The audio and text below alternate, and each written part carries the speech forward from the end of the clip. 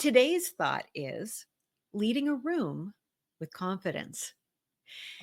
As we develop our skills as thought leaders, being able to effectively lead a room as a presenter or a facilitator is essential.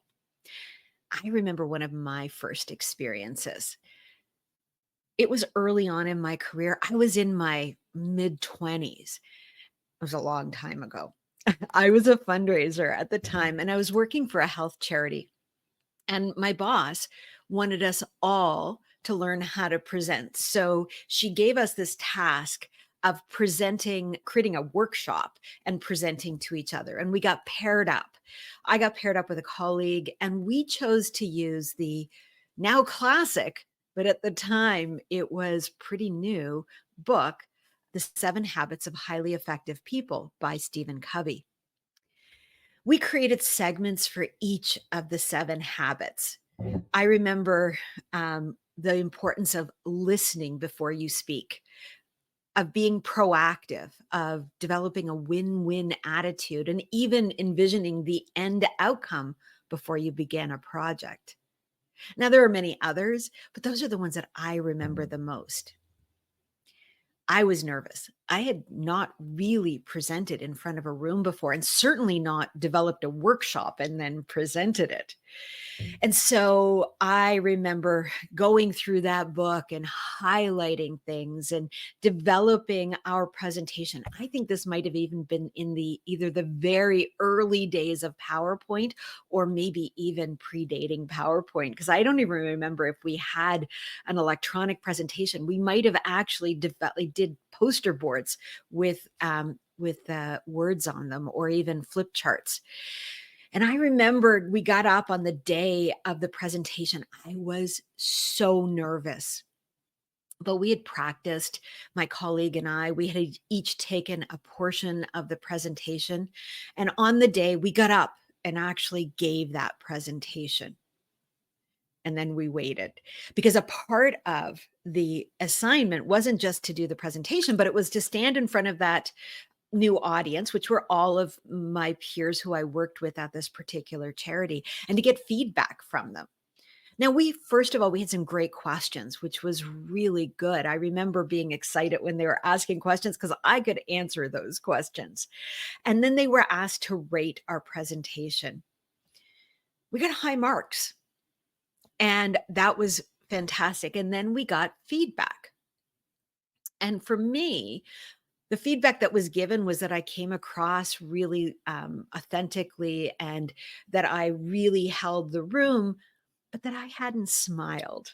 I had forgotten to smile. And the reality was, I was so nervous. I was hyper focused on getting the content out, and I completely forgot to engage my audience. And as a result, my presentation didn't land as well as it could have. Even though we got high marks, I knew I could have done better. And this was a big lesson. You see, we had done the work. Our content was great. It was easy to understand. We created these fun little leave behinds that everyone got to take away with some of our content so they would remember it. They were valuable and they were useful.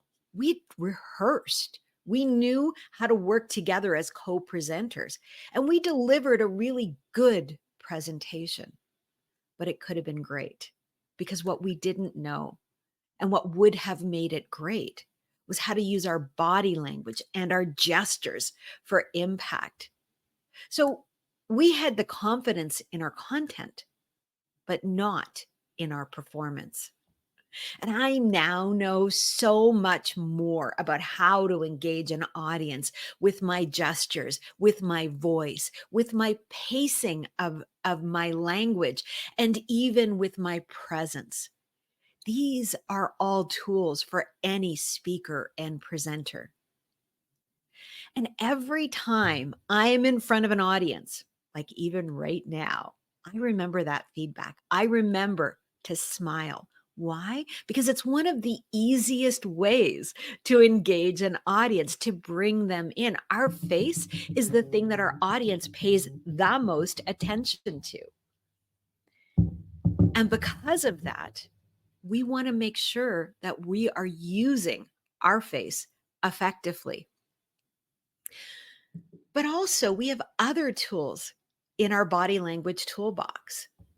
We want to be able to use not only our face, our smile, but also our hands, our gestures.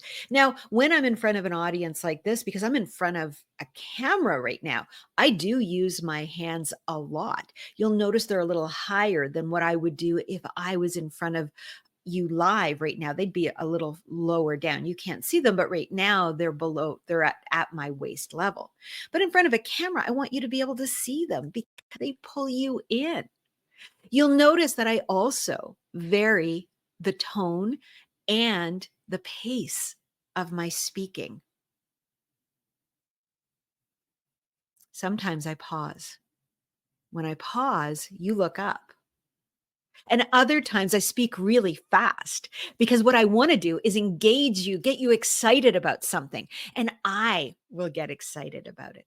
So when we know how to use our gestures, our body language, our voice, our face, what we're doing is we're drawing our audience in. Now, I could go on about this all day long because there are so many effective ways to engage an audience with your body language and your gestures and your voice and even just your thinking and the way in which it's being flowed through your body. But these are the types of things that we do every day and every week because this is how we help others step into their thought leadership. We help them with their content. We help them become storytellers. We help them understand how to use their body in a way that engages an audience.